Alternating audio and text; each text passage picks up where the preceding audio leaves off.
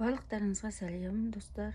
Мен бүгін өзіме тіккен фирмуар сөмкелерімді сіздерге көрсетейін деп видеоға түсіріп жатырмын. Бүгін бізде бордовый түстен және розовый, жасыл, көкшіл түстен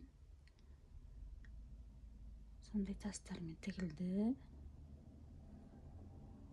Астында индийский тесма арнайлап метрлеп сатылады әр түрінен. Бұл жасыл түс пен қызыл түс әдемі күлгін түске тігілді. Индийский тесма дейтініміз осындай болады қыздар. Метрлеп сатылады. Бетінде моншағы болады. Барлығын тастарын моншағын алып тастайсыздар. Сөмкеңіздің размеріне қарай ортасын белгілеп тігесіздер. Бұл де басқа түрі метрмен сатылады.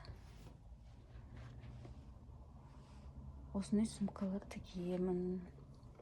Және ручкасы фирмуары 16 сантиметр.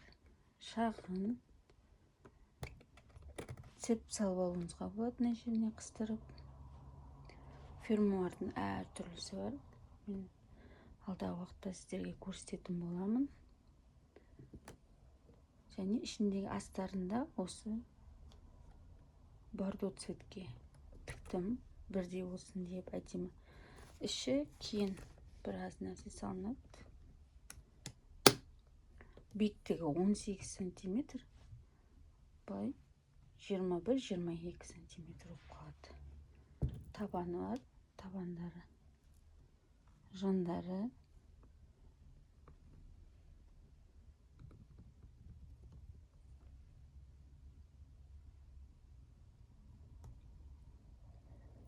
Арт жағынан қарасаңыздар.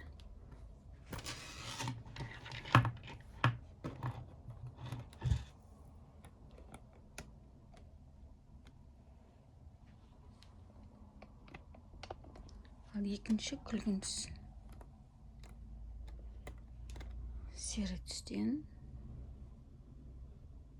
Моншақтары мынандай әдемі қызыл, жасыл.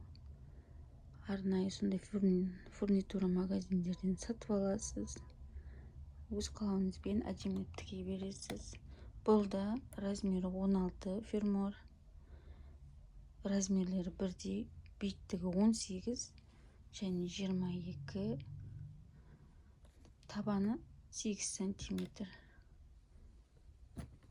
Бұның іші осындай түс. Астарын көрінсе ме?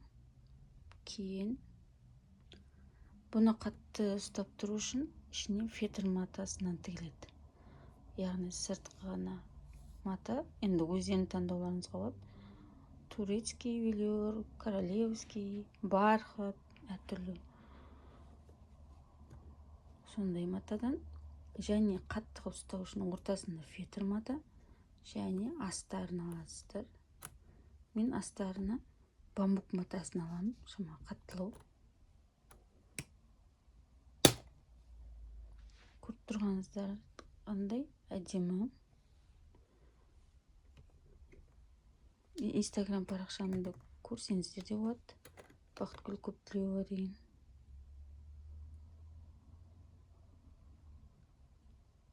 Әдемі тастармен әдемі болады. Түске жылтырағанда әдемі болады.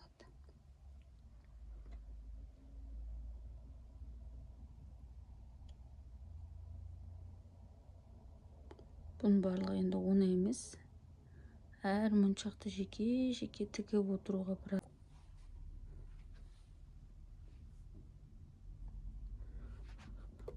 Алдыңғы видеода 2 фирмуар сөмкемді көрсеткен болған. Бұл шағын размерде әдемі. Бұл фирмуардың басқа да көптеген размерлері бар, түрлері бар. Ағаштан жасалған түрі, пластиктен жасалған түрі. Өте керемет сөмкелер шығаруға болады. Фантазияңызға қарай әдемі қылып. Өте керемет барлығы да.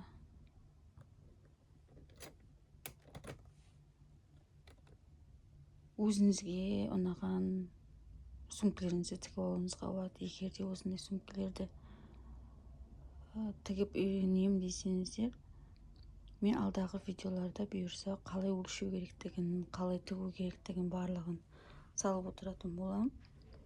Кез келген түсте өзіңіздің көйлегіңізге, киіміңізге сай қылып тігіп алуыңызға болады.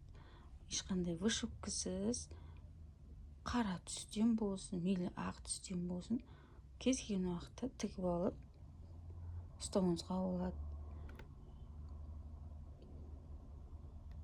Және тек клиенттер тауып сатуыңызға болады. Мен мысалы заказ қабылдаймын, тігемін.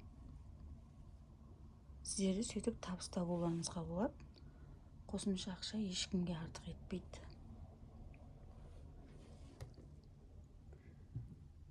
Мынандай моншақтар және индийский тесма фурнитура магазиндерде сатылады.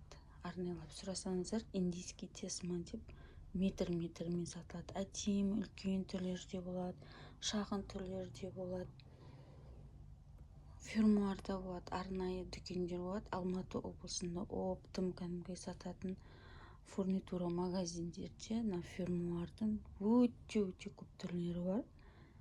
Және арзан ол жақта дейтін. Мен Ақтөбе облысында тұрғасын, біздерде баға басқашалау болады. Біздерде де әртүрлі түрлері өте көп, бірақ бағасы Алматыға қарағанда сәл қымбаттау. Енді әрине ол Алматыда енді оптом магазин болғасын арзанырақ болады. Ең бастысы өзіңізге қалаған сөмкеңізді тігіп алуыңызға болады. Осы сөмкені мен 2020 жылы карантин уақытында бәріміз үйде отырдық қой. Сол кезде осы ютубтан қарап тігіп үйрендім.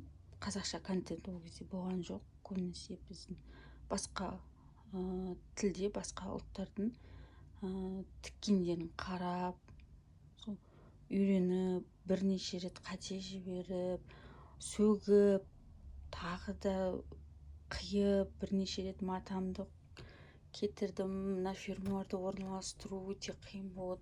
Оның жолдарын үйрене салмай. Сөйтіп бірнеше қатеге жібергеннен уже адам қолы шығады, үйренеді. Қазір мен мысалы бір сөмкені 3-4 сағатта тігіп тастаймын. Уже қол үйренгесін солай болады. Табыс көзі, хобби, әйел адам болғасын, бір кішкене бір өзінің бір ұнататын ісі болған дұрыс қой. Өзіне уақыт бөліп, бір мезгіл айналысатын, тамақ пісіру болсын, тігім болсын, жүгіру болсын, ән айту болсын, би билеу болсын. Біз әйел адамдарда өте көп қой бізде дейтін. Барлығына да үлгереміз. Бала да қараймыз, отбасыға да қараймыз, өзімізге де қараймыз. Барлық тірлікке де үлгереміз. Осы мен тігетін сумка, хобби. Қазіргі кезде көбісі осындай фермуар сөмкелерді үйреніп жатыр, көп келіншектер тігіп жатыр. Өйткені сұраныс бар жерде тігуге болады. Мына фермуар дейтін, ол қанша уақыттан бері шыққан нәрсе, әлі де шығады, әлі де тігіледі, әлі де адамдар алады. Сол себептен